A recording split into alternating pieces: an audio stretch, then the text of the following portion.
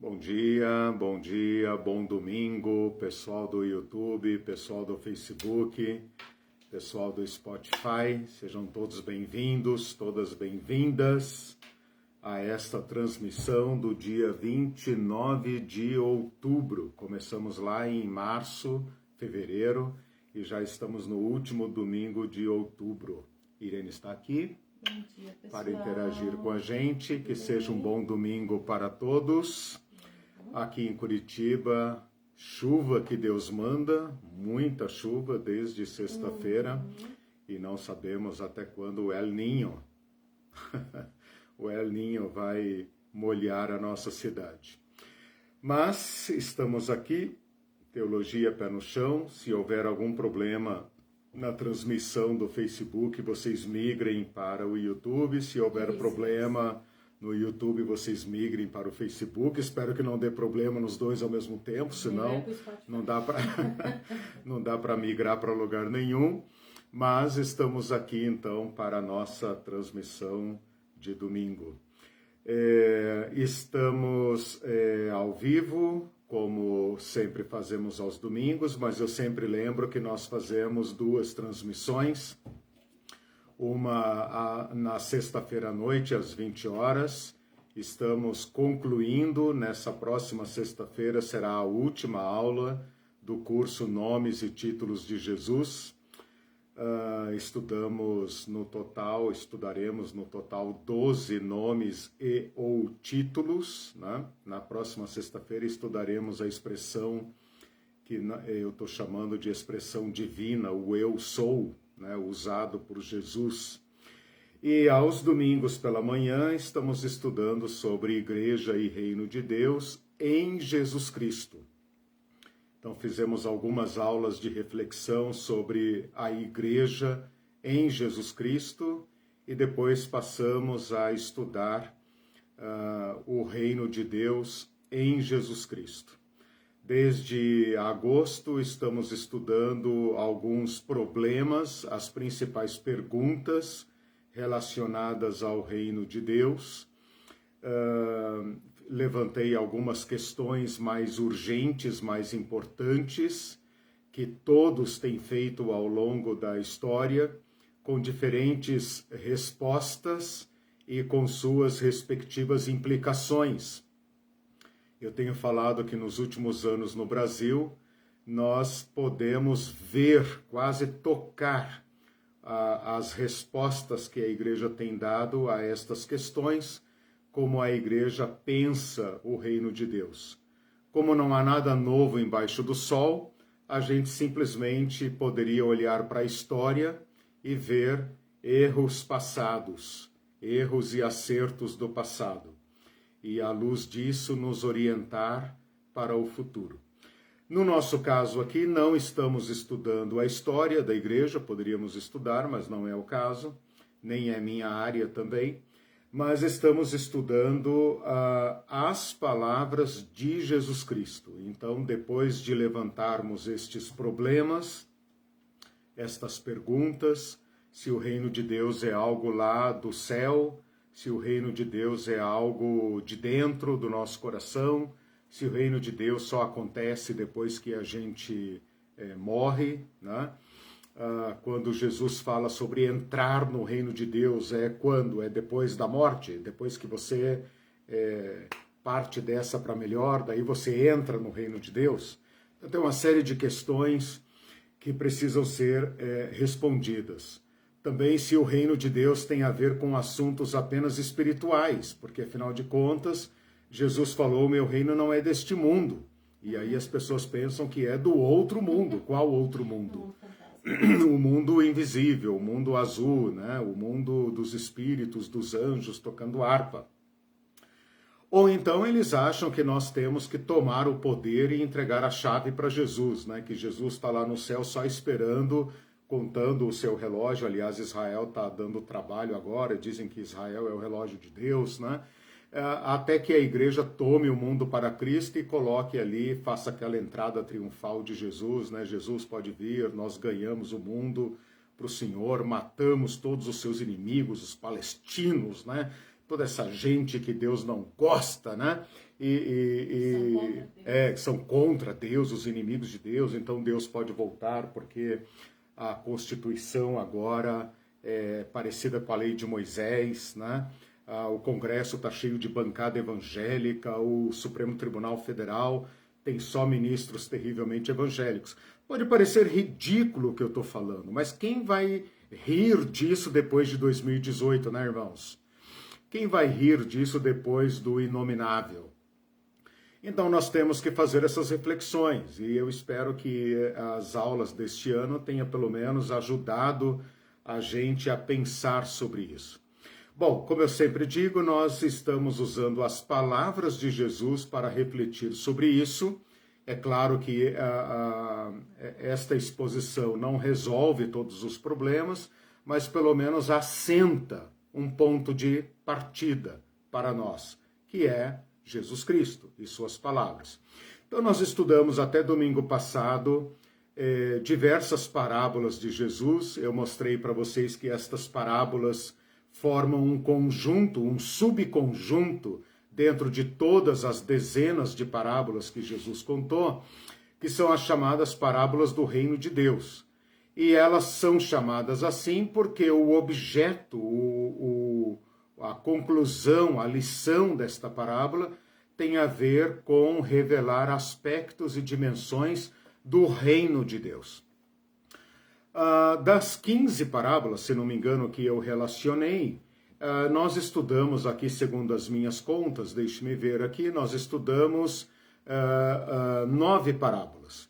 Então, nós estudamos a parábola do semeador, estudamos a parábola do trigo e do joio, famosa, todo mundo sabe, parábola da semente, parábola do grão de mostarda, parábola do fermento, do tesouro oculto e da pérola preciosa, parábola dos trabalhadores na vinha, parábola dos talentos. Poderíamos ter, evidentemente, outras parábolas ou ditos parabólicos de Jesus. O que são ditos parabólicos?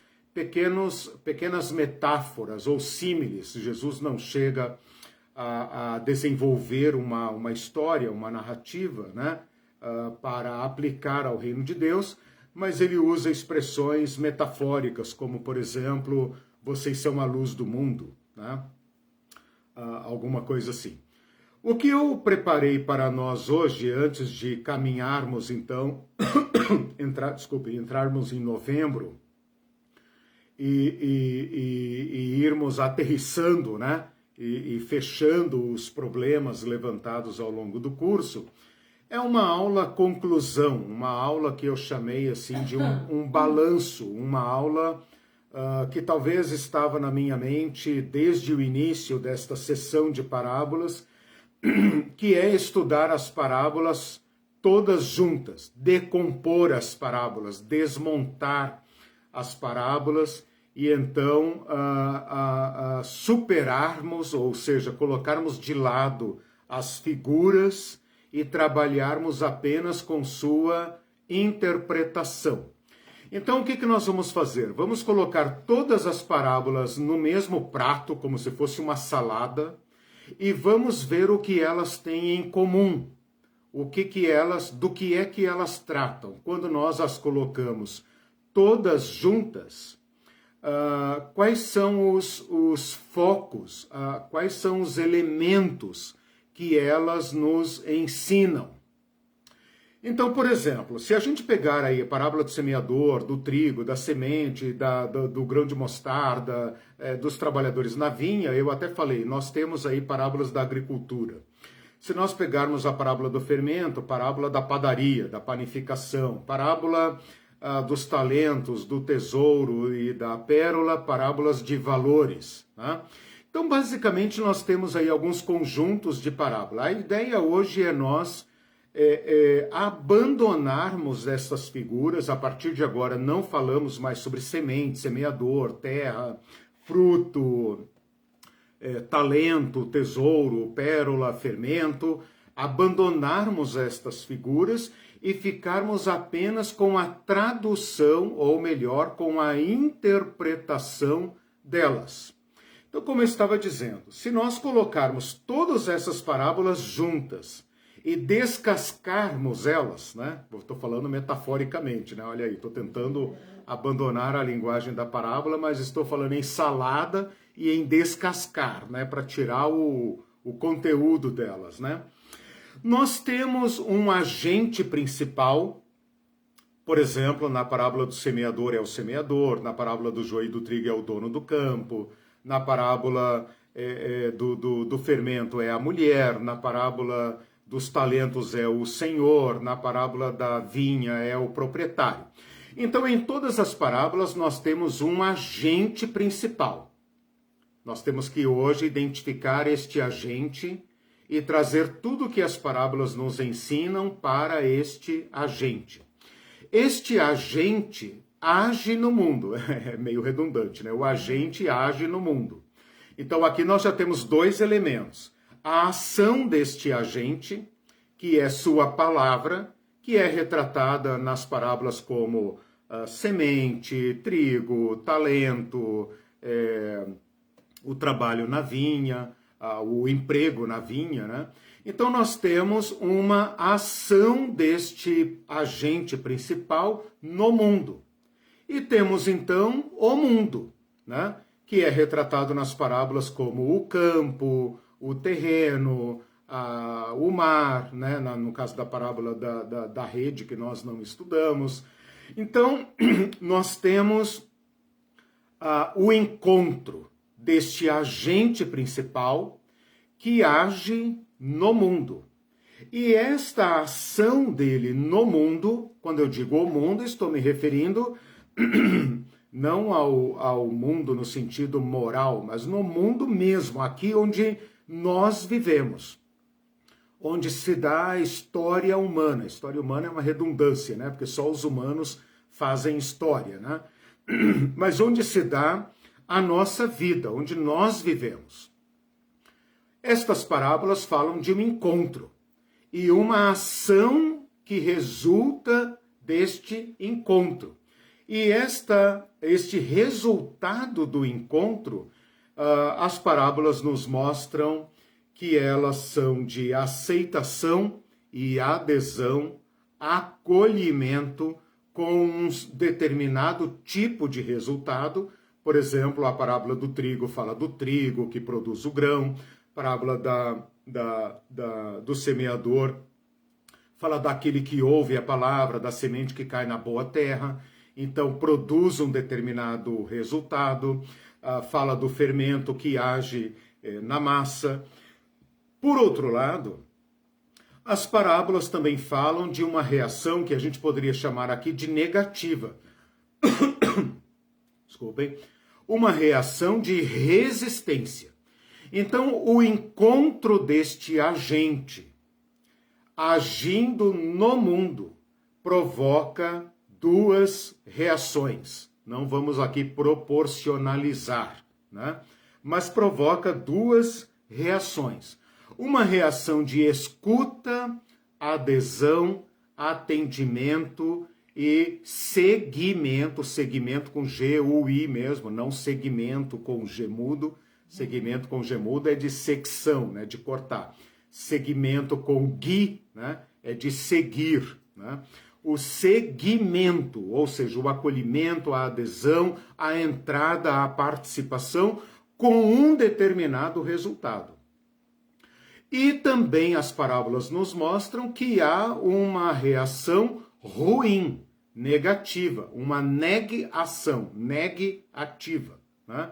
Uma reação negativa, uma reação de resistência, de não atendimento. Mesmo que essa reação seja inicialmente positiva, como, por exemplo, a semente que cai na terra dura, a semente que cai entre espinhos, em solo rochoso, ou os trabalhadores, o servo mau e negligente, por exemplo, né? Ou o joio, que também é semeado, mas não é trigo, é joio. Então, cada vez que alguém, ou cada um que encontra com esta ação no mundo, com esta anunciação no mundo, tem uma oportunidade de reagir a ela. E esta reação pode ser, então, positiva, né? De para frente, né? De agir, ou uma reação negativa. E um outro elemento que eu queria destacar hoje na nossa reflexão é que uma vez que ocorre este encontro, esta chegada deste agente neste espaço e nesse tempo da história, ele está desencadeando um desenvolvimento, um processo que terá um fim. Então, tem um início e tem um fim. Fim aqui no sentido duplo. No sentido de fim mesmo, de the end, né? E sentido de objetivo. Ou seja, a chegada deste agente no mundo dos humanos dá start a um processo que caminha necessariamente para um fim. Este fim está determinado pelo começo, ou seja, a partir do momento em que começou o processo, o fim já está posto. E este fim aparece na parábola, por exemplo, como produção de frutos, aparece como colheita, aparece como o pão, aparece como o grão de mostarda que produz muito fruto, muita sombra, aparece na parábola dos trabalhadores na vinha como o pagamento do salário, aparece na parábola dos talentos como o acerto de contas. Então é também um elemento que está presente nas parábolas. Então é isso que eu queria fazer com vocês hoje. Misturar todas as parábolas, ver o que elas têm em comum, do que é que elas tratam. Porque vejam, e lembrem disso, Jesus conta a parábola não para falar sobre agricultura, não para falar sobre pesca, sobre contratação de trabalho, sobre investimento. Não é disso que ele quer falar. Ele quer falar do reino de Deus. Por isso são parábolas do reino de Deus. No final das contas, o que é que nós temos que ter? Lições e ensinamentos, conclusões a respeito do reino de Deus. Então esta aula é a aula em que nós vamos abandonar as figuras e acolher a partir de agora apenas as lições a respeito do reino de Deus. Deu para entender o que eu vou fazer? Então vamos misturar todas as parábolas, vamos ver o que elas têm em comum, o que pelo menos está presente em 2, 3 destas parábolas, né? Que é o fato, é o caso aqui, né? Eu acho que não estudei nenhuma parábola que tem um aspecto singular, né? As parábolas têm elementos em comum, por isso são várias parábolas para falar da mesma coisa, várias parábolas da agricultura, parábolas de pão, parábolas de negócio, parábola da vinha, né? São várias parábolas para falar de um único assunto, o reino de Deus. Então chegou a hora da gente abandonar a agricultura, a panificação, os negócios, o mercado e etc. e ficarmos apenas com o reino de Deus. Então vamos lá. Okay. Primeira coisa que nós temos que destacar então, aqui nessa nossa aula, que é importantíssimo e tem que ser dito, é que o reino de Deus é Jesus. Veja, na parábola do semeador, aquele que semeia a semente é Jesus. Na parábola do trigo e do joio, o dono do campo que semeia o trigo e tem o seu campo invadido pelo inimigo que semeia o joio, este dono do campo é Jesus, isso está dito lá claramente. Então, se o dono do campo semeia o trigo, Jesus anuncia o evangelho.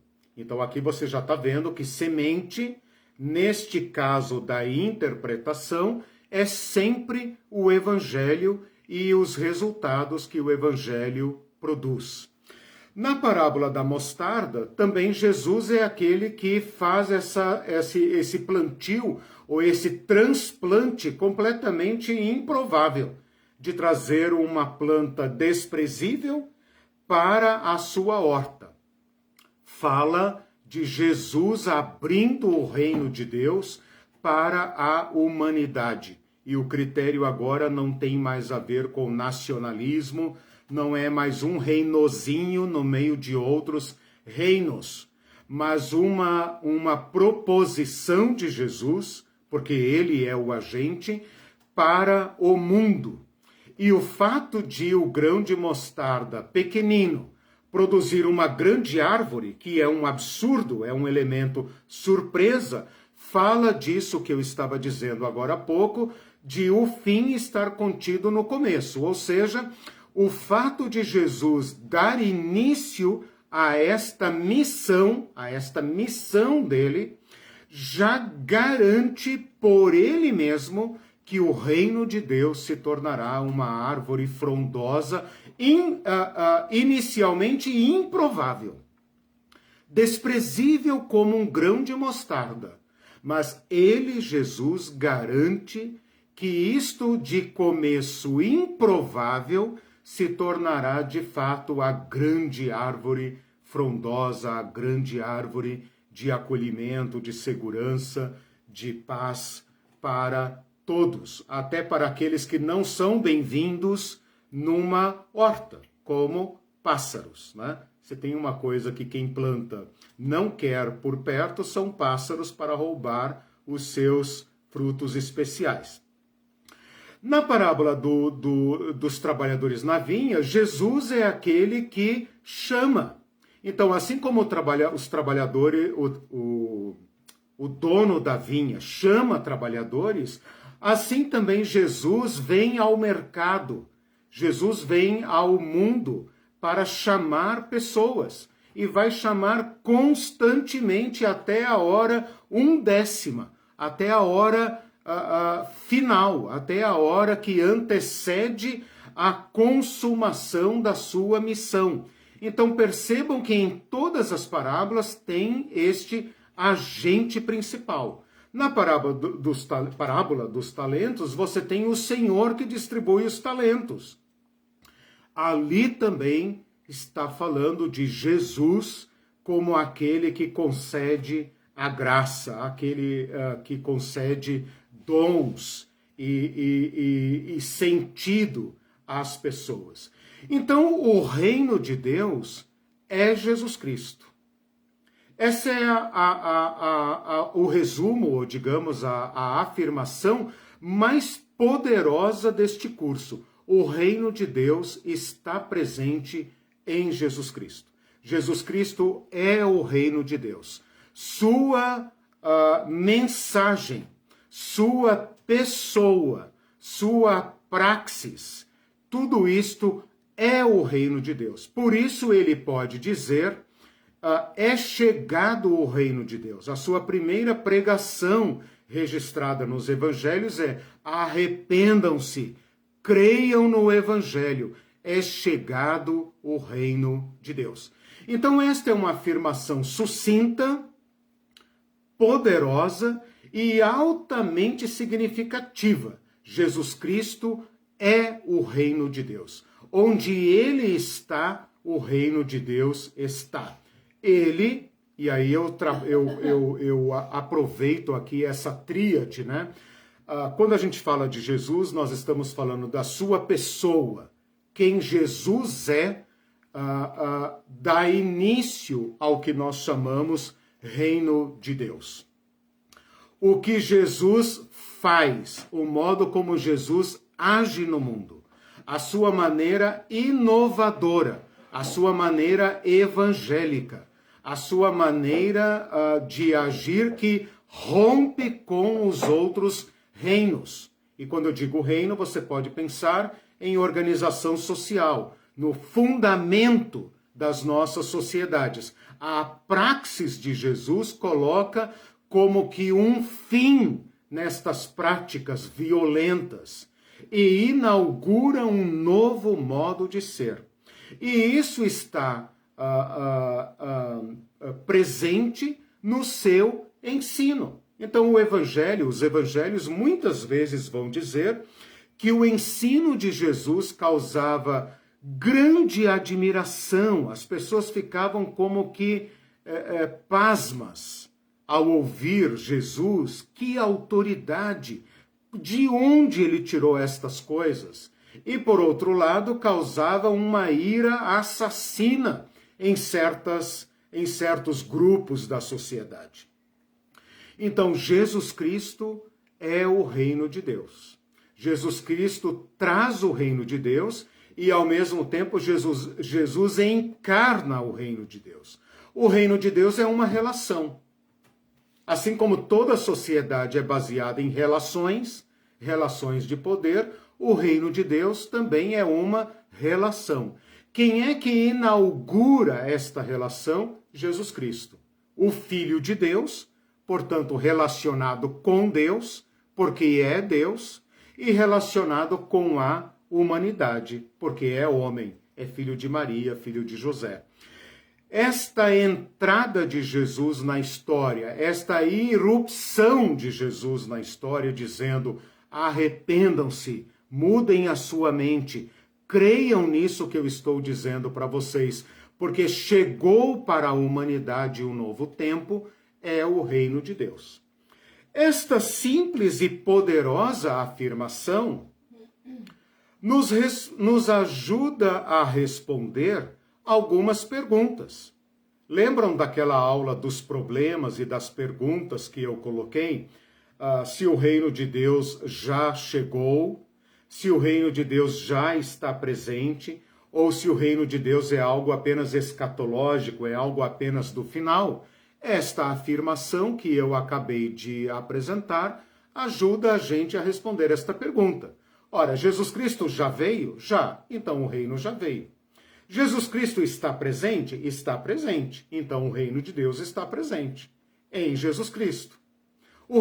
Jesus está ausente? De certa forma está. Então o reino de Deus está ausente na sua plenitude, assim como Jesus está ausente na sua plenitude, então sim, o reino de Deus está ausente. Ué, mas você não acabou de falar que está presente? Pois é, mas Jesus está presente. Ele não falou que estaria conosco todos os dias até a consumação do século? E ao mesmo tempo ele não falou que virá e voltará? Como é que nós entendemos isso? E Jesus Cristo virá no futuro, ou seja, há algo que nós aguardamos, a nossa fé cristã não é uma fé de esperança, então sim, o reino de Deus virá. Ora, como é que eu vou entender isso? Com aquela formulinha que eu apresentei, acho que lá na aula 18 ou 19, uma expressão tão tardia que só foi formulada nestes termos no início do século passado, do século XX, na boca de um teólogo alemão chamado Oskar Kuhlmann, que é da primeira metade do século, se não me engano morreu nos anos 60, 70, por aí, do século passado, que viveu toda a crise da teologia, toda a teologia liberal, o nazismo, o pós-cristianismo, e formulou esta expressão que todos nós acolhemos, evangélicos, católicos, protestantes, todos nós acolhemos, nós a dizemos e muitas vezes nem sabemos a história dela, que é o já, porém, ainda não. Já e ainda não. Ou seja, a entrada de Jesus na história da humanidade, a encarnação de Jesus Cristo deu início a um novo modo de ser que é garantido por ele mesmo. Assim como Jesus manifestou-se em carne, o reino de Deus manifestou-se entre nós. E assim como Jesus Cristo ressuscitado está presente pela fé, pelo Espírito Santo, o reino de Deus está presente, está ao alcance de qualquer um de nós. E assim como esta entrada de Jesus no mundo implanta em nós uma esperança inabalável de que ele dará sentido à história da humanidade, nós podemos aguardar o grande escatom, o grande fim desta aventura iniciada por Jesus Cristo. Eu me lembrei aqui agora, não tinha colocado na lição, mas em Hebreus capítulo... Eu estou evitando sair dos evangelhos, né? Mas em Hebreus capítulo 12, aquele capítulo que fala do sofrimento dos cristãos, dos discípulos, mas que Deus usa estas coisas para nos ensinar, para nos dar perseverança, assim como Jesus sofreu, mas também aguardou o prêmio da sua obediência. Lá no finalzinho do capítulo fala assim: ora, esta palavra ainda uma vez por todas significa a remoção destas coisas abaladas. Então, alguma coisa da nossa sociedade foi abalada por Jesus Cristo. E aí ele fala assim, para que as coisas que não são abaladas permaneçam. Então, há algo colocado por Deus na história da humanidade que está assentado no próprio poder de Deus. Por isso, recebendo nós um reino inabalável. Isso foi escrito décadas depois da morte de Jesus Cristo. E os cristãos sofrendo na pele o sofrimento da fé em Jesus Cristo e da ausência de Jesus Cristo, são exortados a guardar a graça, retenhamos a graça, pela qual sirvamos a Deus de modo agradável, com reverência e santo temor. Retenhamos a graça. Por quê? Porque eles esperam um reino inabalável. Então essa é a primeira afirmação que as parábolas nos dão. O reino de Deus é apresentado a nós por meio do próprio Deus. Não podemos falar de reino de Deus em sentido próprio antes de Jesus Cristo. Antes de Jesus Cristo nós tínhamos o fracasso dos reinos humanos, as angústias humanas levadas ao extremo, com todos os seus requintes de crueldade, e no povo judeu uma esperança que Deus um dia cumpriria. E quando Jesus se manifesta, muitos daquelas pessoas aderiram a Jesus Cristo. Então, Jesus Cristo é o reino de Deus. Uma segunda afirmação importante que nós temos aqui, que está presente na parábola, especialmente na parábola da semente, é o fato de que Jesus, sendo semeador, ele compartilha conosco algo que é colocado na parábola como semente. Então aparece, por exemplo, na parábola do semeador, que aparentemente é trigo, aparece na parábola do trigo e do joio, aparece na parábola da semente, aparece no grão de mostarda, que é o que Cristo traz agora, o objeto, não o sujeito, né? Cristo é o sujeito do reino de Deus. Mas ele compartilha conosco algo novo.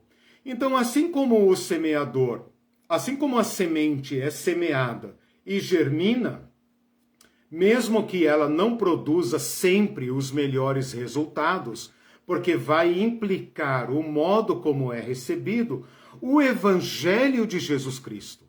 Creiam no Evangelho. O Evangelho, uma vez apresentado a nós, nos demanda uma reação. Ninguém pode ficar indiferente ao Evangelho de Jesus Cristo, porque o Evangelho é a boa notícia, não uma boa notícia, mas a boa notícia para a humanidade. O que isso significa é que o Evangelho tem tudo o que nós desejamos, tudo o que nós sempre buscamos, todas as utopias, todos os projetos magníficos da sociedade toda, não apenas de uma elite, mas de todos, está no Evangelho. Assim como trigo e joio têm suas próprias naturezas, assim também as pessoas formam seu caráter, formam sua reação, sua resposta a partir do que ouvem. Se ouvem o Evangelho e identificam no Evangelho a boa notícia, assumem feições de trigo. E aquela parábola vai falar, se tornam filhos do reino. ou como Jesus falou para Nicodemos, né, num dito parabólico, nascem de novo. O Evangelho coloca diante de nós algo tão inédito que participar dele nos transforma em outra pessoa. E há uma outra reação diante do Evangelho, que vê no Evangelho uma ameaça para a sua vida, tem também o condão ou o poder de nos transformar em joio, ou seja, inimigos do reino de Deus. E, portanto, a parábola vai chamá-los de filhos do maligno. Ora, não foi o maligno que os gerou, porque o maligno não gera filhos. Mas a reação destas pessoas a Deus, o modo como eles se sentem ameaçados pela novitude do Evangelho, as faz comportar-se como se fosse uma praga daninha. E assim como a semente tem potência, assim como a semente não é de comer, a semente não é a árvore nem o fruto da árvore, mas contém em si toda a potência. Ela já tem em si mesma o resultado final. Uma semente de laranja já tem nela a laranjeira e as milhares de laranjas que ela vai produzir. Tudo está nela, contido nela. Se ela for semeada e se ela germinar em boa terra, ela vai desencadear todo um processo que já estava contido na semente. Então é muito importante a gente pensar no Evangelho de Jesus Cristo. Não no meu nem no seu, nem o da sua igreja, nem o da minha. O de Jesus Cristo. Aquele que continua nos interpelando e nos desafiando a crer. É muito importante pensar neste evangelho como sendo uma semente, que nos coloca agora na responsabilidade de reagir a ele. Então esta informação é importante. O evangelho, uma palavra tão gasta, né? A Irene esses dias acho que escreveu sobre isso, né? As pessoas hoje têm até vergonha da palavra evangelho, evangélico. A palavra está tão suja. Estão até mudando. Que quem de fato ama o evangelho, quem de fato ama Jesus Cristo, admira Jesus Cristo, ver em Jesus Cristo uma proposição excepcional para a humanidade, está ficando com vergonha da palavra evangelho e evangélica, por culpa dos evangélicos, né? Mas esta palavra é belíssima, por isso nós não abrimos mão dela, né? Nós continuamos usando a palavra evangelho e evangélico. Vocês que mudem, vocês que não gostam do evangelho de verdade, que usam o evangelho a pretexto dos seus próprios evangelhos anatematizados, como diz o apóstolo Paulo, que não é o evangelho de Jesus Cristo, vocês que criem, chamem de gospel, sei lá, chamem de outra coisa. Mas a palavra evangelho para nós, ela significa não tem palavras, né? A mais boa novidade. A melhor novidade. A palavra evangelion no grego não foi inventada por Jesus Cristo, mas era uma palavra designada para expressar aquela notícia. Fala, não acredito, eu estou como quem sonha. Esta palavra boas novas em português é muito fraca, porque nós estamos locupletados de notícias boas e falsas e fake news e tal. Nós somos o mundo da informação. Uma pessoa antiga, uma pessoa pré-tecnológica do início do século passado, dava grande valor a uma notícia, a uma carta, a uma transmissão radiofônica. Esses dias eu ouvi dizer que as primeiras copas dos anos 60, aí, né? Não as primeiras, mas dos anos 60, a transmissão da TV demorava, sei lá, quantas horas ou dias para chegar aqui, porque tinha que vir de avião por videotape para ser transmitida aqui, não tinha transmissão ao vivo, como nós temos hoje, né? Hoje você pode acompanhar pela internet, pelo celular, então nós banalizamos a notícia. Mas esta palavra evangelion era usada para aquelas notícias de fazer tremer a humanidade no bom sentido. No bom sentido, não no mau sentido, como o 11 de setembro, por exemplo, aquela notícia que te deixa doente, você pensa, meu Deus, né? Não, no bom sentido.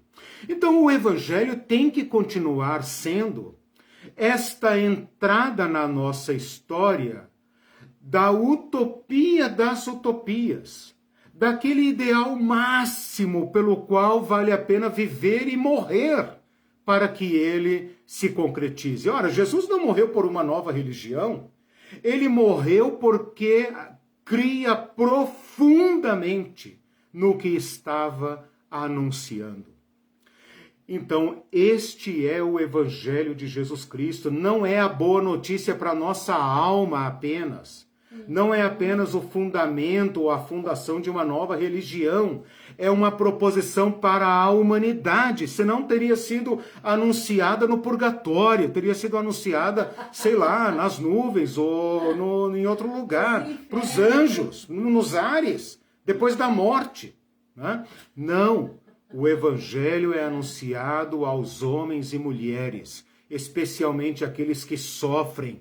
Por isso Jesus vai falar, o Evangelho é anunciado aos pobres, aos desvalidos, porque se for boa notícia para eles, vai ser boa notícia para a humanidade. É claro que vai ser uma má notícia para algumas pessoas, é óbvio. E é disso que nós queremos falar aqui agora. Então, assim como a semente cai na terra, o Evangelho entra na história da humanidade. E ele é a melhor notícia. Ele é a melhor notícia. Se ele está se tornando para a nossa sociedade uma má notícia, é por causa do ódio contra Deus ou por causa dos ruídos ensurdecedores que os ditos seguidores de Jesus estão fazendo. Estão transformando o Evangelho de Jesus em má notícia. Mesmo assim, com todos os defeitos, o Evangelho ainda continua sendo uma grande notícia. Imagina se nós formos fiéis a Jesus Cristo, né?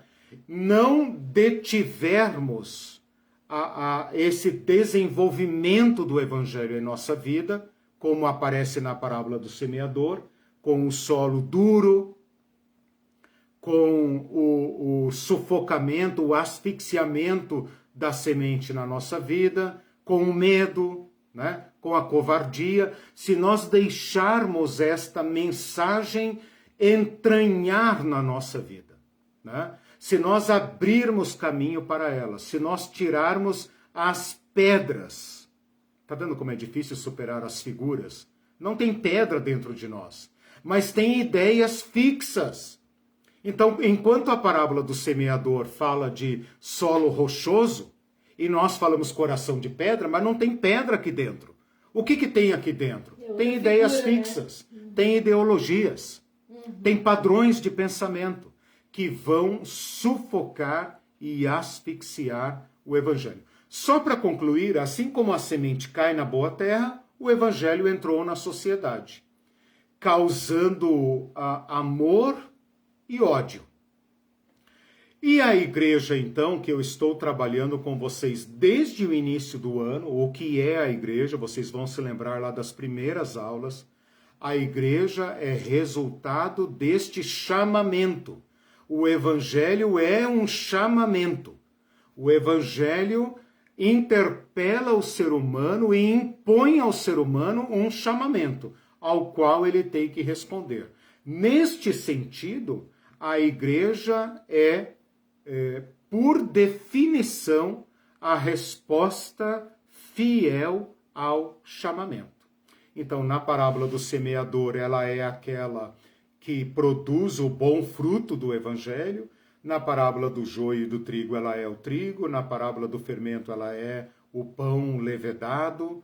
Na parábola da rede, dos peixes, ela é os peixes bons. E ela se torna, então, cooperadora. Porque na parábola do trigo e do joio, o trigo já não é mais o evangelho, são os filhos do reino. Então, os filhos do reino se tornam o evangelho. Pensem na importância disso. Os filhos do reino se tornam para o mundo boas notícias.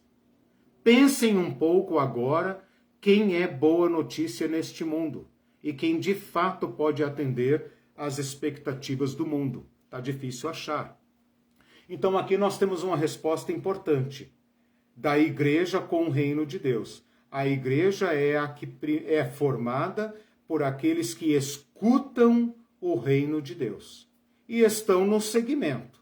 Muitos das igrejas delas vão se tornar solo rochoso e vão parar. Muitos vão ficar sufocados, muitos vão desistir, mas os que perseverarem são então o povo chamado, o povo que acolhe esta missão civilizatória de Deus no mundo, representada por Jesus Cristo. Então, você falou que o evangelho pode ser boas novas, boas notícias, mas pode ser má notícia. E às vezes para o próprio cristão, que é fruto de semente modificada, que está na maioria das igrejas, que você falou sobre essa semente modificada, né? Nós comentamos isso em uma das parábolas. Geneticamente modificada. Exatamente, geneticamente modificada, porque não condiz com a semente do evangelho mesmo. Pode ser má notícia, porque você está dizendo que é uma nova proposição para a sociedade. Né? E o que a sociedade conhece? A sociedade conhece o individualismo, conhece o capitalismo, né, que gera esse individualismo, que gera egoísmo. O evangelho da prosperidade, né? Exatamente, que é baseado nesse capitalismo. Né? Então, o evangelho de Mamon. Para esse cristão, é má notícia. Sim. Porque ele, de repente, ele vai descobrir que o tão famoso medo dele do comunismo vai se refletir no evangelho. Então ele vai ficar desesperado. Estou lembrando do jovem rico, né? Exatamente. O jovem rico ficou triste, né? Ele vai ficar desesperado quando ele descobrir, igual o jovem rico, né? Que o evangelho que ele pensa do capitalismo, do euísmo, né? Eu vou lutar e trabalhar e eu vou conseguir com as minhas forças e não preciso de meritocracia. A meritocracia e tudo isso, ele vai ficar desconcertado quando descobrir que isso não tem a ver com o evangelho, que o evangelho de Cristo é outra coisa, é uma outra proposição para a sociedade. Então pode ser más novas para essas igrejas, ou não vou dizer para essas igrejas, mas para esses indivíduos que habitam, ou essas lideranças, né, que habitam essas igrejas, né? O Sérgio Buch fez um comentário aqui dizendo, ao invés de seguidor de Jesus Cristo de Nazaré, do evangelho agora se diz gospel, que parece gospel. Escarro na prática de tudo que não presta, como fascismo, machismo, misoginia e hipocrisia. Eu não sei se eu seria tão dura assim, Sérgio. Eu não sei, eu não acho que o problema está tanto no nome. Não porque às vezes o nome, ele traduz um americanismo, ele traduz veja, o nome gospel está sendo usado por nós nesse sentido, mas a palavra gospel em inglês é exatamente a tradução da palavra evangelion, é gospel. Okay. É a boa palavra. Importante dizer isso. A boa palavra. Quando a gente fala gospel aqui, nós estamos usando não no sentido americano, porque o americano fala inglês, o britânico fala inglês, e eles falam gospel mesmo. Né? Agora, gospel no Brasil significa um modismo. Exatamente. Né? E dá nome a esse novo evangelho. A essa palavra, né? Então, quando a gente fala gospel, quando a gente fala gospel, aqui é importante dizer que nós estamos falando nesse sentido de gíria. Né? Que virou nome de um modo, de um estilo musical, de uma cultura, de um consumismo, de um mercado, de um negócio. né? Como é que chama lá a Expo Gospel, né? Essas coisas erradas todas e tal, que é um comércio. É um comércio como qualquer outro. A diferença é que o produto dele é um produto religioso, né? Mas a palavra em si continua sendo o evangelion, né? Gospel e virou gospel, né? Mas é a boa pronúncia, a boa palavra, né? O problema, gente, é que não adianta a gente lutar no nível das palavras, porque as palavras são pobres para representar a grandeza, né? Assim como a semente do grão de mostarda é uma sementinha desprezível, mas no final vai produzir a grande árvore, o evangelho também tem essas feições, digamos, modestas. Pensa em Jesus e no seu grupo de discípulos e anunciando o evangelho para a pobraiada. Que coisa mais constrangedora para o sumo sacerdote, para o fariseu, para os doutores. É constrangedor, o evangelho é extremamente modesto. E, ao mesmo tempo, é o verdadeiro. Porque a nossa sociedade, o glamour da nossa sociedade é fake, é falso. O evangelho vai ao ponto, né? Por isso atraiu tanta gente na época de Jesus. E todos aqueles atraídos não se tornaram a boa semente. Por quê? Porque, como a Irene estava dizendo aqui, o evangelho vai se tornar má notícia. E tem mais. Vai se tornar má notícia para nós em diversas etapas da nossa vida, quando as raízes do evangelho baterem nas pedras do nosso solo. Quando as raízes do evangelho ou as folhas do evangelho procurarem a luz do sol, mas estiverem sufocadas por nossas prioridades. Quem é a boa semente? A boa semente é aquele que enfrenta o solo rochoso, enfrenta as aves do céu, enfrenta os espinhos e consegue nascer e produzir. Porque o evangelho não nos impõe um destino. O evangelho não nos impõe um destino, assim como a semente do trigo está destinada a ser trigo. Ou a semente do joio está destinada a ser joio. Isso é parábola. No mundo real, onde eu e você vivemos, cada um de nós vai se tornando aquilo em que acredita. E o evangelho tem a potência de nos transformar em cidadãos do reino de Deus, em membros da família do reino de Deus, de um modo que nós estaremos sempre em casa com Deus. Mas o evangelho pode se tornar má notícia. E quando você estava falando, eu não pude deixar de lembrar do jovem rico que seguia um certo evangelho. O evangelho dos rabinos, o evangelho dos fariseus, ele falava, tudo isso obedeço desde a minha mocidade. Perfeito. Ele era zeloso. Perfeito, né? Zeloso. Melhor do que a maioria de nós. Quem de nós pode dizer, sigo todos os mandamentos desde a minha mocidade, né? E ele era um homem que provavelmente praticava esmolas e uma série de questões. Mas quando Jesus chama-o para possuir o tesouro maior do reino de Deus, lá diz que ele se afastou muito triste. Então aqui está um exemplo de como o evangelho, não a semente agora, semente é parábola, como a mensagem do evangelho, ao encontrar a nossa mente, o solo representa a nossa mente, o nosso ser, produz em nós uma grande alegria, mas pode produzir e vai produzir tristeza também. Misturando a figura com a nossa vida, eu diria que a semente no nosso mundo tem livre-arbítrio, né? Não é? Porque ela decide se ela decide se ela vai nascer ou não, né? Não sei se você entendeu, eu misturei as duas coisas, né?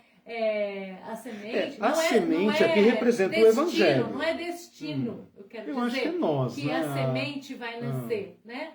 Depende, como você diz, a semente que decide se ela vai enfrentar os pássaros e ela vai brotar, ela vai nascer, né? Então, na nossa vida, a gente que decide, nós somos frutos do que nós pensamos, do que nós acreditamos. Mas aqui a gente tem que tomar cuidado com o seguinte ponto. A semente aqui, nessas parábolas da agricultura, representam o evangelho. Nós aqui representamos o solo. Nós damos condições, aí eu vejo o livre-arbítrio.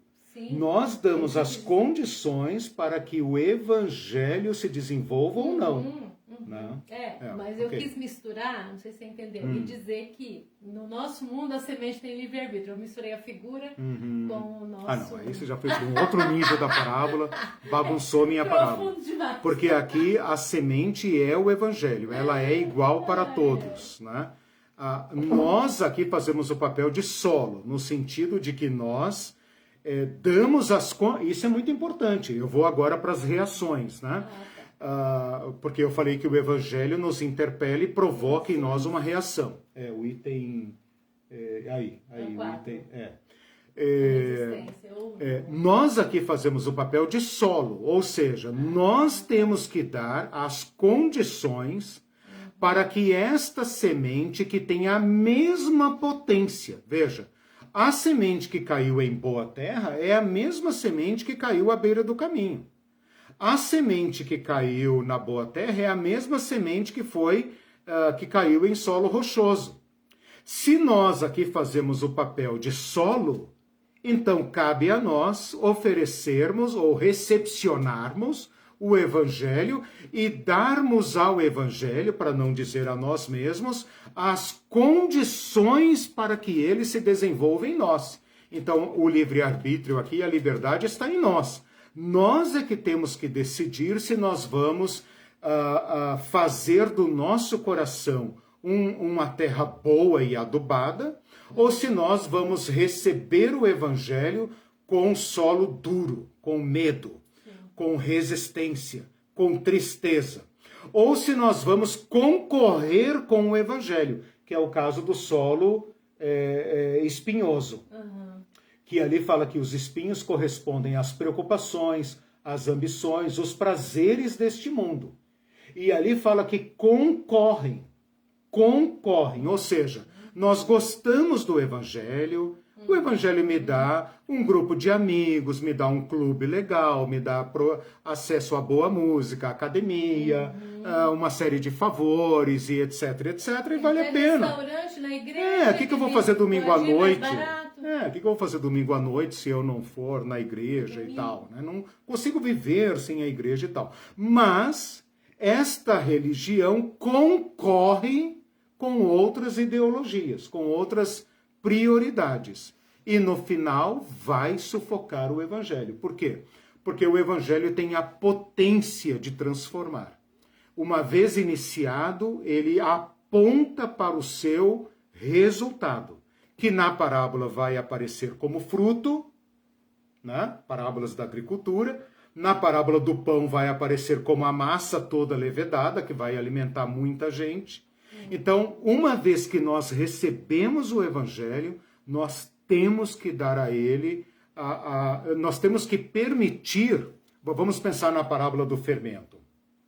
Nós somos a massa sem fermento. Uma vez que o fermento é colocado na massa, ele começa o seu processo de expansão e de transformação. Nós, como massa, temos que permitir esta ação do evangelho. No caso da parábola com fermento, toda a massa é levedada. Ali não tem a opção de massa dizer, não quero fermento. Não quero fermento e vou ficar aqui. Talvez porque na prática não tem essa opção, então, aquela parábola ela até induz a erro de pensar que o evangelho vai tomar todo mundo. Não vai. Aí tem um aspecto da liberdade humana. Né? Mas é muito importante a gente lembrar aqui o seguinte: Jesus é o reino de Deus em pessoa, em ação e em palavra. Esta presença de Jesus no mundo nos obriga a uma reação. e as parábolas falam desta reação. Na parábola do semeador, a reação está no solo. Na parábola do joio e do trigo tem a ver com se você vai desenvolver a natureza do reino ou a natureza do maligno. Na parábola do fermento tem a ver com se você vai deixar o fermento do evangelho te afetar por inteiro, todas as áreas da sua vida. Na parábola dos trabalhadores da vinha tem a ver se você vai aceitar a graça, se você vai abandonar a meritocracia, se você vai acolher os padrões do reino de Deus, de igualar a todos, mesmo que você tenha sofrido muito mais por esta adesão ao evangelho.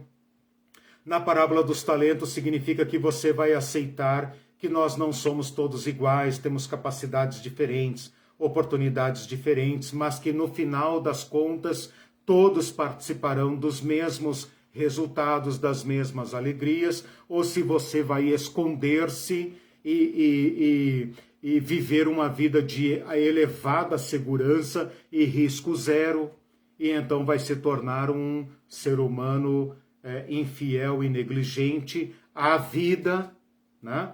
Então, as parábolas todas estão nos dizendo que nós temos que reagir.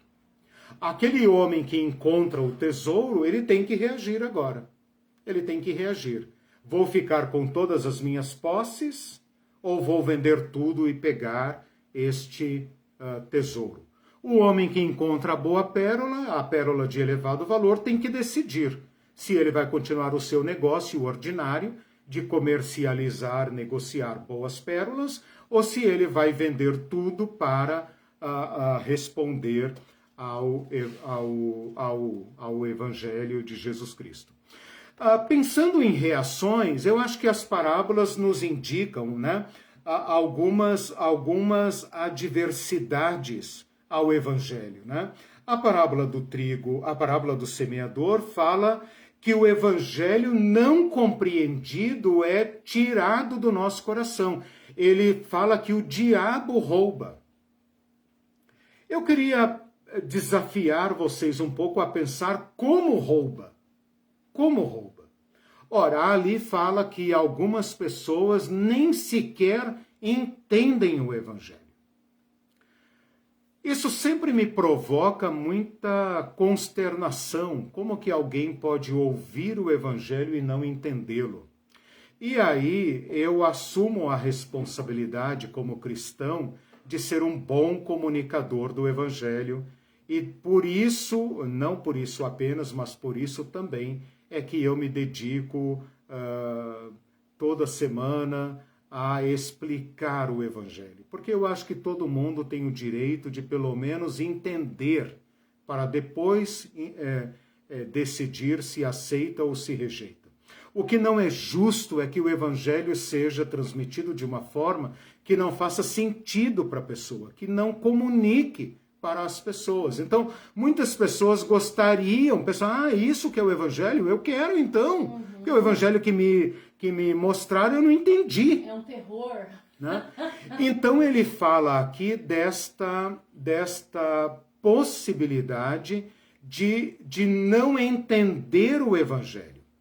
E de ser seduzido para um anti-evangelho, que você falou aqui do evangelho, como é que fala? O evangelho geneticamente modificado, né? O evangelho anatematizado, para usar a palavra de Paulo, né? Ele fala também que o evangelho provoca em nós oposições internas, porque fala que por medo da perseguição, por causa das aflições, muitas pessoas desistem. Então, nós temos que estar conscientes disso. O conforto e as preocupações e a agenda da sociedade também tende a concorrer com o Evangelho e sufocar. A violência, a tentação da violência está presente na parábola do joio e do trigo, quando é proposto para o Senhor arrancar o joio. Eu vejo que os cristãos sempre serão assediados pela tentação da violência, E esta parábola está nos dizendo que nós devemos resistir à violência e aceitar esta convivência desafiadora com pessoas que praticam um anti-evangelho, que vão nos causar sofrimento, angústia, sombra e medo, mas que nós devemos aguardar a consumação e deixar isso por conta dos colheitadores e não por nós mesmos. E a parábola dos talentos fala do medo, né? Aquele servo mau e negligente que fala: tive medo de você, tive medo do Senhor e por isso escondi. Todos nós fomos instruídos pelo medo. Somos da sociedade do medo e fomos todos gerados na religião do medo. Muitas pessoas romperam com a religião cristã ou com qualquer religião numa tentativa de livrar-se do medo. Esta parábola nos exorta a superar o medo e a ver na vida, no evangelho da vida, a graciosidade e a generosidade de Deus. Bom, feita essa questão, então, que eu já falei aqui bastante, né? Que o evangelho nos interpela a aderir, então estou no item 5 ali, né? Quando fala do solo bom, né? Então, aquele que acolhe a palavra de Deus, aquele que percebe o grande valor do Evangelho de Jesus Cristo, como aquele homem que encontra o tesouro oculto e vai romper com tudo para aderir ao Evangelho, ou aquele homem que encontra a pérola valiosa, que vai se desfazer de outras ideologias. O que são as pérolas da nossa vida? O que são os bens que nós temos que alienar? Aqueles que concorrem com o Evangelho. O Evangelho tem uma agenda. Ele vai apresentando para nós demandas. E o Evangelho vai até onde a gente apresentar para ele o solo duro, o rochoso, e dizer: daqui não passa, aqui é demais. Uhum. Né? Eu queria comentar, aproveitar para comentar que muitas pessoas, muitos solos, ou esse medo, essas coisas, que a gente mesmo, né, nossa experiência, tem encontrado pessoas decepcionadas também, porque conheceram a semente geneticamente modificada. E aí isso produz feridos, pessoas feridas, isso produz assim uma resistência contra o Evangelho, que pode parecer uma resistência contra o Evangelho, mas não é. Às vezes é uma resistência contra o pseudo-evangelho que ele conheceu. Então a gente como cristão tem que saber identificar isso. Porque essas pessoas feridas e que sentem essa resistência, elas já foram taxadas e elas já foram estigmatizadas por essas igrejas que demonstram essa semente, pregam essa semente geneticamente modificada, elas já foram encaixadas como desviadas. Né? Então o que acontece? Às vezes a pessoa não é resistente ao Evangelho, ela é resistente ao pseudo-evangelho. A gente tem que saber discernir essas questões, né? Esses medos, porque aqui o que você está falando é de outra coisa, é de medo do verdadeiro Evangelho, mas o que acontece como a fake news tem inundado todo o nosso mundo. A fake news do Evangelho também tem afetado o verdadeiro Evangelho também. Então é importante fazer essa separação, né? Você está falando aí, estou tentando lembrar de alguma parábola que destaque essa questão. Por exemplo, a parábola do joio e do trigo, né? Ali fala que não era possível separar para não ferir o trigo, né? Interessante. Então o trigo pode ser ferido, né? Como você está falando do falso evangelho, né? A gente poderia pensar aqui nesse reino presente, no Senhor presente, né? E não confundir a igreja de Jesus Cristo, a que nós estamos estudando aqui, com as igrejas institucionais, com a igreja histórica. Exatamente. Né? Isso é importante. Por isso que eu falei agora há pouco que a igreja aqui nesse sentido representa o acolhimento do Evangelho de Jesus Cristo. Sim. Então, não se confunde com nenhuma igreja institucional. Exato. Ninguém pode dizer minha igreja é a verdadeira. esta eclésia de Jesus Cristo é composta pelos que acolhem o chamamento dele do reino de Deus. E como diz a parábola, não é uma parábola, mas aquela mensagem de Jesus em Mateus 25, que estava na sequência da parábola do joio e do trigo, né? É um tipo de parábola aplicada, porque ele fala separar as ovelhas dos bodes, né? Sim. Aquelas pessoas não faziam parte de nenhuma igreja institucional, tanto que elas falam assim, Senhor, nunca fizemos nada disso para você. Então nós temos que tomar muito cuidado com isso. Por isso que a nossa reflexão aqui é sobre igreja em Jesus Cristo, portanto antes da igreja histórica, né?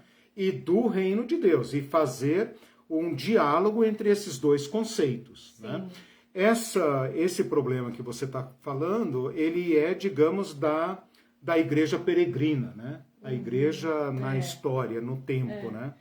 Mas aqui eu acho que eu pensaria na parábola do joio e do trigo, alguma coisa assim. Talvez eu vá falar aqui agora há pouco, né, do escatom, né? Então, esta consciência que nós temos que ter de um reino presente que caminha para uma consumação. E não se deixar abater, né, por essas aflições. Né? Sim, talvez a gente poderia pensar aqui na parábola do semeador, quando fala do solo endurecido, quando fala do evangelho não explicado, né? Como que o diabo rouba o verdadeiro evangelho? Talvez por meio de um falso evangelho. Né? Quando fala da perseguição, acolhe com alegria, mas depois por causa da perseguição e dos escândalos, lembra que Jesus fala dos escândalos? Ai daquele por quem vier o escândalo, ai daquele que fizer tropeçar um desses meus pequeninos, ali são ditos parabólicos. Né? E quando fala do solo entre espinhos, né? Porque se a gente pensar que nenhuma semente é semeada isoladamente, né, tem pessoas que vão fazer o papel de espinhos na nossa vida. Eles vão semear um falso evangelho na nossa vida. Eles vão semear o joio na nossa vida. E vai desafiar o nosso trigo. E nós vamos ter que conviver com isso. E aguardar o escatom. E eu digo isso porque nós mesmos, né, já tivemos experiência de pessoas que estavam assim desanimadas com o evangelho. E daí, às vezes até através do canal, através das aulas de amizade, a pessoa se torna assim encantada tomada com o evangelho, de alegria, né? E aí você fala assim, mas a pessoa não queria ir na igreja e está encantada com o evangelho. Aí já houve pessoas que falam assim, ai, mas então esse Jesus é maravilhoso, não é esse Jesus que me foi apresentado, né? Então isso é importante. É interessante isso, né? Porque a gente está falando aqui de Jesus, do Evangelho e da receptividade, mas nós temos que pensar que a receptividade é sempre comunitária, coletiva, né? E que nós ajudamos uns aos outros a serem terra boa, né? Porque a gente está trabalhando com figuras, né? E a gente ajuda uns aos outros também a ser espinho. Né? De repente, o evangelho que alguém anuncia vai se tornar espinho. Que vai concorrer e sufocar o verdadeiro evangelho. É falso. Né?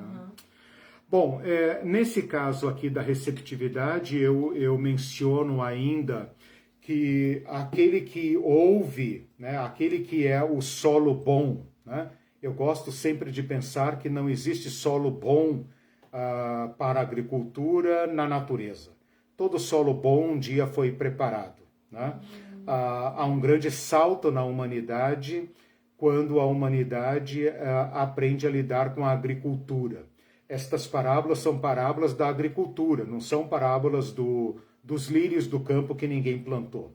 Está falando do trigo. O trigo pressupõe cuidado da terra, pressupõe limpeza, pressupõe cercamento, pressupõe aragem, pressupõe uma série de cuidados. Então nós, para nos tornarmos terra boa, temos que cuidar de nós mesmos e cuidar dos outros ao nosso redor. Né? Então quem é a pessoa que produz o fruto? Veja, fruto é figura. O que se espera da ação do evangelho na nossa vida? Ora, que nós sejamos terra boa, ou seja, que nós cuidemos de nós mesmos e cuidemos uns dos outros, que nós acolhamos o Evangelho, que nós enfrentemos as nossas perseguições, os nossos desafios impostos pelo Evangelho, né? Que nós tiremos da nossa vida aquilo que concorre com o Evangelho, aquilo que me impede de aderir ao Evangelho do Reino de Deus, e ao descobrirmos este valor do Reino de Deus, estejamos capazes de abrir mão dos nossos pequeninos tesouros, né? Como Jesus fala lá no Sermão do Monte, os tesouros, não ajunteis para vocês tesouros na terra, porque aqui eles são sempre vulneráveis, mas ajuntem tesouros no céu.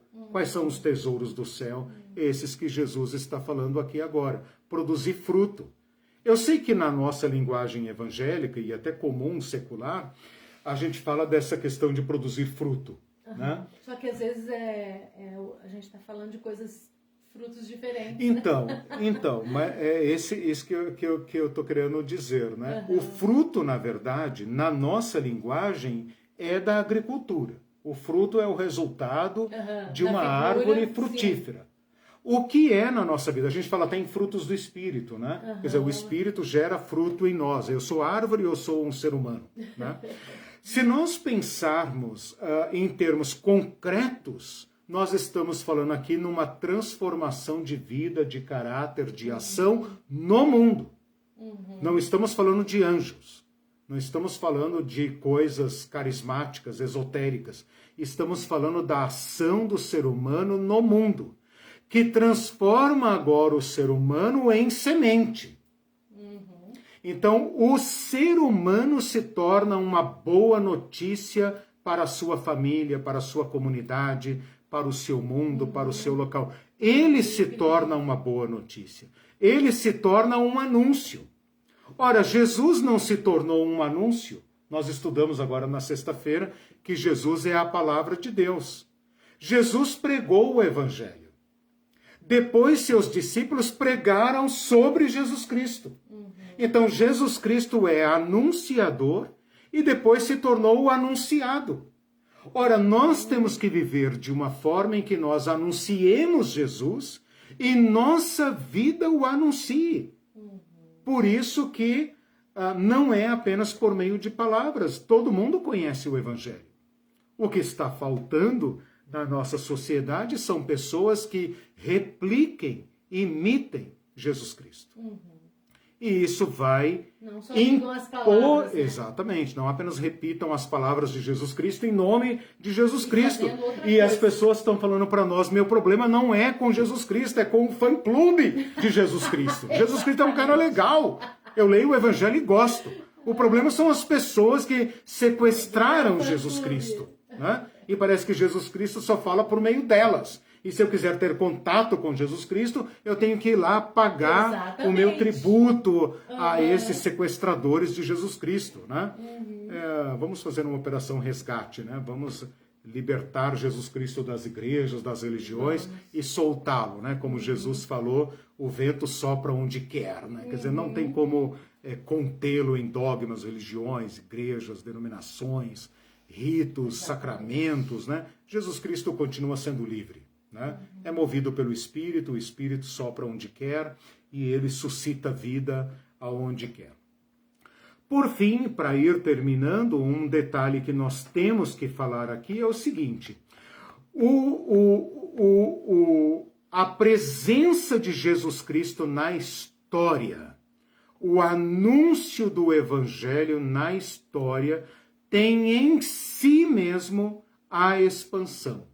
E aqui eu tenho que lembrar da parábola do semeador que produz 100 por 1, da parábola da semente que o cara semeia, dorme e quando ele vê a planta está lá. A parábola do grão de mostarda, que é uma sementinha chamada no Evangelho a menor de todas as sementes e depois vai produzir uma grande árvore frondosa para acolhimento de todos.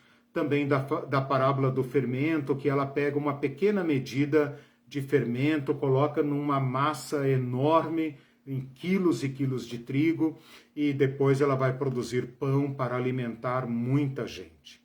O que estas parábolas estão dizendo é o seguinte: Jesus, o homem. Não o Jesus idealizado, o Jesus todo-poderoso. Jesus, o homem, o Verbo encarnado. Aquele homem comum, que não era loiro, não tinha olhos azuis, que tinha um biotipo tão humano, tão palestino, tão oriental, tão judeu do primeiro século, que não podia ser identificado no meio do povo. Para ser identificado, teve que ser traído. Não brilhava, não tinha auréola, não flutuava, não usava roupas especiais, nada disso. As pessoas falavam, como é que eu vou encontrá-lo? Judas teve que traí-lo para as pessoas o encontrarem. Não brilhava, né?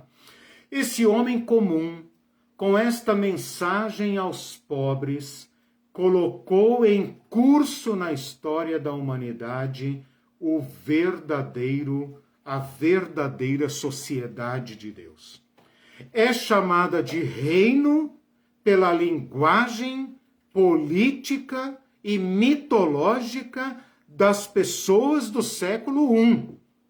Mas que eu, cidadão brasileiro do século XXI, ocidental, e cada um de vocês onde estiverem, podem receber esta mesma mensagem e ela está em curso na história da humanidade.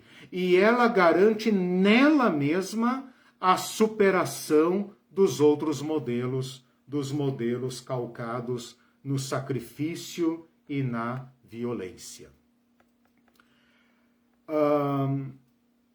Esse início modesto do Evangelho.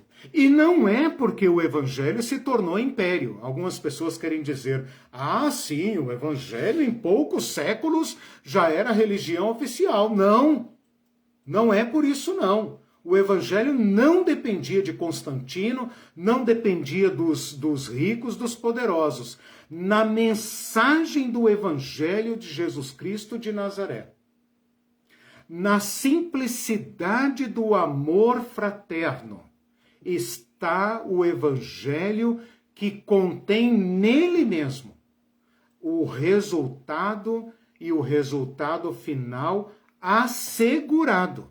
Porque algumas pessoas tendem a pensar, sim, o Evangelho dominou a Europa, o Evangelho dominou as Américas, o Evangelho tal. Não é disso que nós estamos falando, não.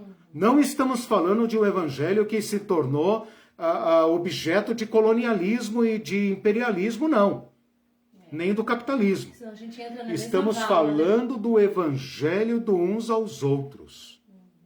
Não estamos falando do evangelho da ostentação que os fariseus procuravam. Onde está esse reino que você fala? Onde vai começar esse reino? Lucas 17, 20, anota aí. Onde está esse evangelho que você está falando aí, esse reino que você está falando? Você não tem cara de imperador, então, do que você está falando? Jesus fala, o reino de Deus já está entre vocês. Né? Então, este evangelho, não o evangelho oficial, este evangelho da conversão, da transformação, do novo modo de ser e de viver, de se relacionar, de consumir e de produzir.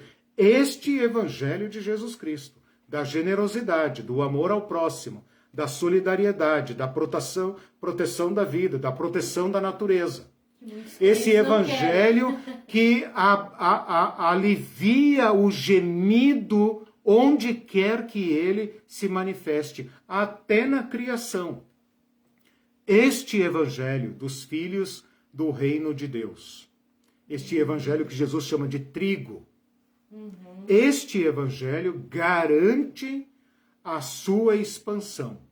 Não precisa de violência, não precisa do apoio dos ricos, nem dos poderosos, nem dos bancos do mundo. Este evangelho em si garante a expansão. E para terminar, como diz na parábola do joio e do trigo, na parábola da rede, que nós não estudamos, mas você pode ler, uma parábola de 2, 3 versículos, e também na parábola dos talentos, esta expansão do evangelho caminha para um grande finale. Portanto, há um fim estabelecido para o reino da violência. O reino da violência não vai predominar. Por mais que vejamos o sangue escorrendo todo dia, na Palestina, na Ucrânia, na Rússia, na Europa, no mar Mediterrâneo, na favela do Rio de Janeiro, nas nossas cidades, nas nossas famílias, por mais que a violência campeie e parece que vai nos levar à barbárie, ao genocídio, que não haverá lugar neste mundo para os mansos. Jesus Cristo está nos dizendo, sem dúvida alguma, que esta presença do Evangelho na história da humanidade continua nos interpelando e nos agregando para um final, para um destino da história da humanidade, em que a paz verdadeira prevalecerá. Deixo-vos a minha paz. Não a dou como o mundo a dá, como Roma dá, porque Roma também dava paz.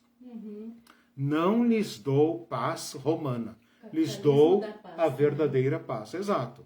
As sociedades dão paz para alguns. Jesus está dando paz para todos. É aquele reino que os profetas viram como o leão pastará junto com a vaca, e a criança brincará com os répteis, e não haverá mais violência. A presença de Jesus na história garante isso. O fato de Jesus ter sido vítima da violência e vencido a violência na sua prática do reino de Deus, por isso que eu comecei essa aula dizendo, Jesus é o reino de Deus. Jesus coloca-se como o manso, o príncipe da paz. Sofre a violência do reino de César, mas afinal é o que prevalece. Nós estudamos nas sextas-feiras que o reino de César é que vai cair, vai naufragar como uma pedra pesada no mar. E o reino do Cordeiro imolado é que prevalecerá e se tornará Rei dos Reis e Senhor de Senhores. Então as parábolas também nos indicam isso, elas renovam a nossa esperança. Se nós estamos com medo do reino de César, se nós estamos com medo da violência, se nós estamos pensando como nós poderemos viver o evangelho neste mundo cão, Jesus está nos dizendo, fiquem calmos. Não tenham medo, ó pequeno rebanho. Acho que é Lucas 12, 32. Procura aí para mim, vou terminar com esse versículo. Não tenham medo, ó pequenino rebanho. O Pai se agrada, o Pai tem prazer em lhes dar o reino. Quando Jesus começa a anunciar o reino de Deus para os discípulos, eles ficam com medo. Eles falam, mas Senhor, onde é que estão as espadas? Onde é que estão as legiões de anjos? E Jesus vai falando para eles, não acumulem, não tenham medo, repartam. E eles ficam com medo. E Jesus fala, leia aí. Não temais, ó pequenino rebanho, porque vosso Pai se agradou em dar-vos o seu reino. Isso, o reino é dado. Vocês não vão ter que sacar a violência. Vocês não vão ter que arrancar nada. Vocês não vão ter que tomar o Congresso Nacional para se protegerem. Vocês não vão ter que tomar o STF. Vocês não vão ter que votar em candidato gospel. Vocês não vão ter que fazer nada disso, nem guerra santa, nem nada. Vocês continuarão sendo, aos olhos de César, o lobo, a besta, um pequenino rebanho. Mas o Pai está com vocês, né? Quem será contra nós? Se Ele está conosco. Se Ele dará a palavra final. Se no final é o reino da paz. Os mansos e os humildes é que herdarão a terra. Né? Bem-aventurados vocês. Vocês é que herdarão a terra. Ora, mas a terra é posse dos latifundiários. Mas eu garanto a vocês que é vocês que terão a terra. Né? Então, irmãos, eu quis fazer hoje esse balanceamento, né? Esta checagem das parábolas para extrair delas esses elementos. Basicamente, o reino de Deus é Jesus Cristo. Jesus Cristo representa para nós o Evangelho. O Evangelho nos interpela e exige de nós uma reação. Essa reação pode ser de acolhimento imediato e perseverante, pode ser um acolhimento tímido, precário, acidentado, mas ainda assim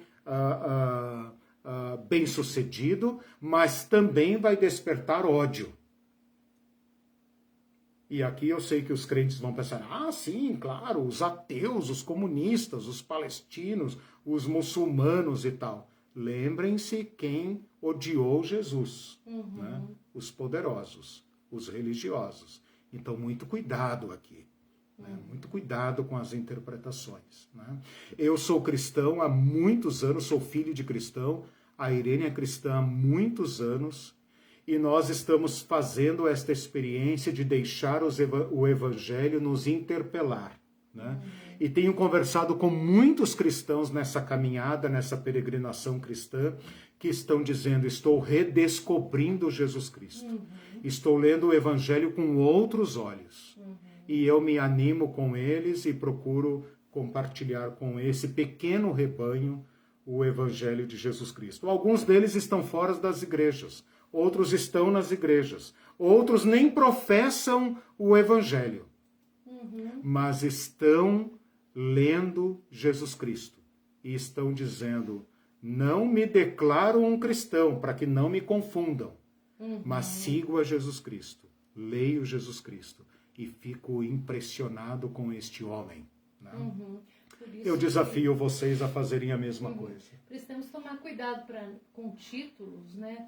Com sim. designações, né? Com nomes. Por isso que eu estou fazendo essa aula radical, este curso radical em Jesus Cristo. Vocês percebam que eu não estou lendo nem Atos, nem Paulo, nem Apocalipse nesse curso. Estou me atendo a Jesus Cristo. O Jesus Cristo antes da igreja.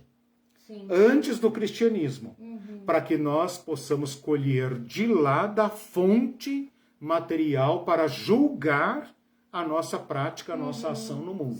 E quando eu digo isso, não estou me referindo aos outros, estou me referindo a mim mesmo em primeiro lugar. Né? Um cristão já de longa caminhada, mas que está se colocando frente ao Evangelho, frente a Jesus Cristo e vendo na minha própria história, na minha própria vida, quais são os concorrentes do Evangelho. Quais são as ideias duras, fixas, que estão impedindo o Evangelho de fazer seu livre curso, né? Seu fermento na minha vida, né? Até dominar, até mudar meus valores, mudar minhas prioridades, me fazer vender mais umas quinquilharias para comprar o tesouro, a grande pérola. Né? Eu acho que todos nós estamos nesse processo aí. Então, esse lance de não estigmatizar as pessoas, não intitular, não pôr rótulo, não rotular, porque alguns realmente não estão na igreja. Né? Na igreja institucional. E aí, o que ajuda a gente a ver o que é e o que não é? Os frutos. Exato. E esses frutos, eu fiquei pensando... Os frutos desejados por Jesus. Por Jesus, exatamente. Não que a igreja oficial estabelece. Eu fiquei pensando sobre isso, né? Que os frutos... Porque o dono da colheita é ele, né? Exatamente. Ele que vem procurar os frutos que ele deseja. Porque eu fiquei pensando que uma semente, né? Voltando àquele exemplo, geneticamente modificada, vai apresentar frutos geneticamente modificados também, né? Então, a gente... Os frutos que uma igreja institucional talvez tenha como fruto, considere fruto, não são exatamente os frutos que Jesus espera na lavoura, né? E então, é interessante você falando sobre fruto modificado, que os frutos modificados são bonitos, né? São estéreis, são muito bonitos. Eu tenho uma amiga, nós temos uma amiga, né? Nos Estados Unidos, talvez você esteja assistindo aula, e ela fala assim... Ai, tudo tão lindo, maçã, morango, os morangos são lindos, mas não tem gosto de nada, Irene, ela diz. E um senhor não podem também ser semeados, né? Na Inglaterra reclamou disso também. Ele falou assim, nada tem gosto, nem a carne não tem gosto, né? Mas são lindos. Uma amiga me contou até que foi para um hotel e tinha uma cesta e ela não deu bola para a cesta, que achou que era de plástico, porque eram perfeitos. E depois descobriu que não era, eram frutas mesmo, né? Então, são lindos, fruto, mas não tem sabor. E às vezes você, né, que nem você compra coisa, às vezes linda aqui também no Brasil e cheia de agrotóxico, né? E às vezes uma coisinha do jardim sua, que no moranguinho, às vezes dá feinho lá, pequenininho. Aí você fala, ai, que delícia, eu nunca comi com esse sabor, né? Então, assim, qual é o fruto verdadeiro, né? Interessante. Fala da ostentação, né? Isso, não pude deixar de lembrar agora, exatamente. falando de sabores, tal, do sal do mundo, né? Luz da terra e sal do mundo, né? Como que Jesus é a luz e o sal, e depois ele nos chama a ser sal e luz da terra. Bom, gente, um bom domingo para vocês, bom final de semana, boa semana. Na sexta-feira, a última aula do curso Nomes e Títulos de Jesus, e nós nos vemos no próximo domingo. Não pode aumentar mais. Não, com certeza, última aula. Tchau, pessoal do YouTube, tchau, pessoal do gente. Spotify, tchau, pessoal do Facebook.